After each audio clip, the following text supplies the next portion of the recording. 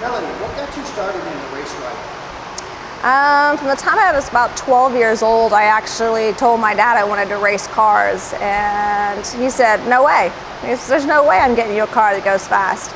So as long as I was under his roof, I always had a 4-cylinder or a 4-banger, and he would never buy me anything bigger until I got out on my own. Then I got my first 6-cylinder. It didn't go fast enough. Started a life, family, the kids, the whole kit and caboodle, so race kind of got put on the back burner. And in 1998, we purchased this Jeep YJ. It was an Island Editioner, so it had this little sunset thing on the side of it. And Ron picked it up originally just to be a daily driver, commuter type car.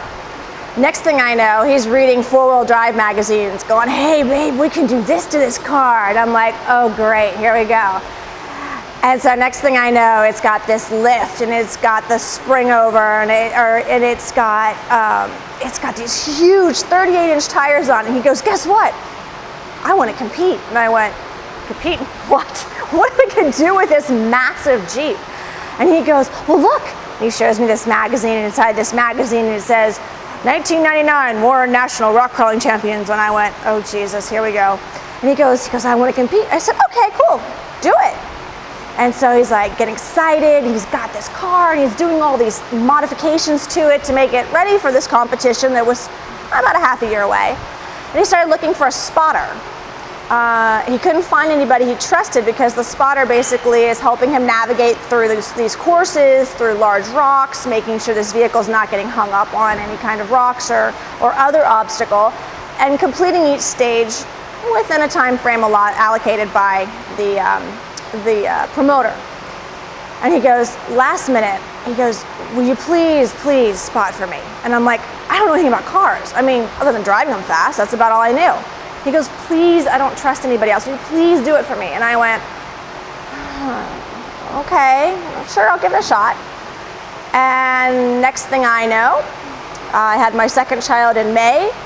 Come September, I'm out climbing rocks, rock crawling with him in the 1999 Warren Rock Crawling Championship. We did a rollover self-recovery, just the two of us. So basically what that means is the vehicle rolled completely over on its side. The two of us managed to put the vehicle back on its wheels and clear the stage in the allocated time for that particular course. We ended up winning the 1999 Best Teamwork Award and continued to race all the way up through 2008. And in 2008, I was forced to retire due to years of continuous spotting in the rock crawling world. And I had to make a decision. I could either drive in the rock crawler, and I had worked really hard in the rock crawling world to basically earn the respect of these guys, because most of the spotters are 250-pound linebacker guys. They're huge, and they're lifting these rocks, and I'm this little teeny thing, and they're like, you can't do this. Okay, sure I can. And those same guys came back 2 years later and were like, can we hire you to spot for us, because you know what you're doing? I'm part of a team. I've got my own team. This is where I belong. This is my family. These are people who had faith in me from the get-go. So because of all those years of rock crawling and all those years of lifting and moving very large rocks, and being the first female in the nation to do the female spotting, and be the only female continuously to do it on a pro level for that many years, I'd earned a lot of respect. I'd worked very hard, not to earn the respect, but to be the best I could at what I was doing. Mission accomplished. But when I was forced to retire, I went in for surgery and had my girly parts removed, because I had literally collapsed them from rock crawling. And I can remember getting ready and prepped for surgery, and I'm bawling my eyes out like a girl. Ron's like, what's wrong with you? I'm like, I can never rock crawl again. I was devastated, absolutely devastated at the fact that I could no longer do this.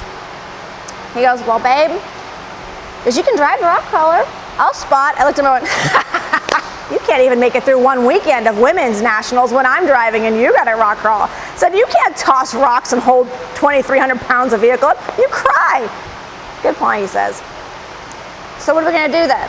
And I said, I really want to go fast. I really do. I wanted to go fast since I was a kid. I want to go fast. And he goes, so like what? Drag racing? And I go, drag bikes? Hell no. He says, there's no roll cage. There's no way you're going down the track on a bike. I'm like, please, no. fine. So I had to settle, and it's not a bad compromise, but I did have to settle for something with a roll cage.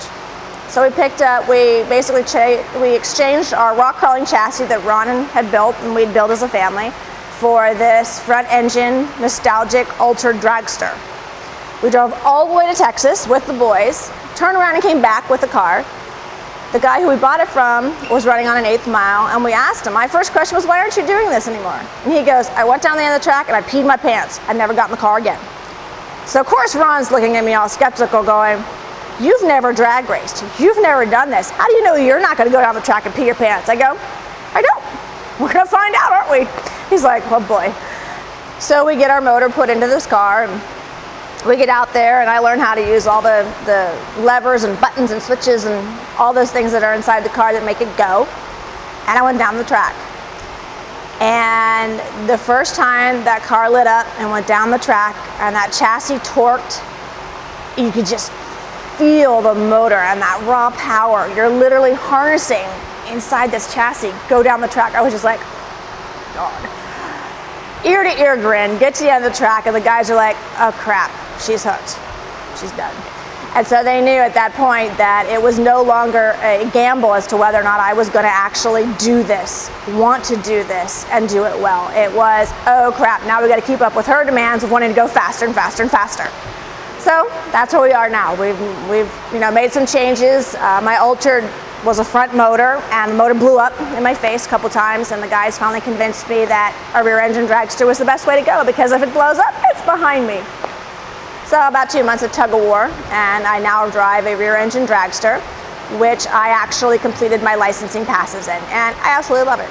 It's great. Hey Melanie, where do you want to go from here? Well, from here, my ultimate goal is going to be going into the top fuel cars, which is a pro class, and be able to race nationwide and do this more as a full-time thing than, when I can possibly do it, which is local most of the time. So. And what's your goal as far as top end speed? What would you really like to do? Well, I'd like to be putting down high 3, low 4-second runs. On the quarter mile, not the 8, on the quarter. Well, that's great. All right, thank you, Melanie. I appreciate that. Thank you.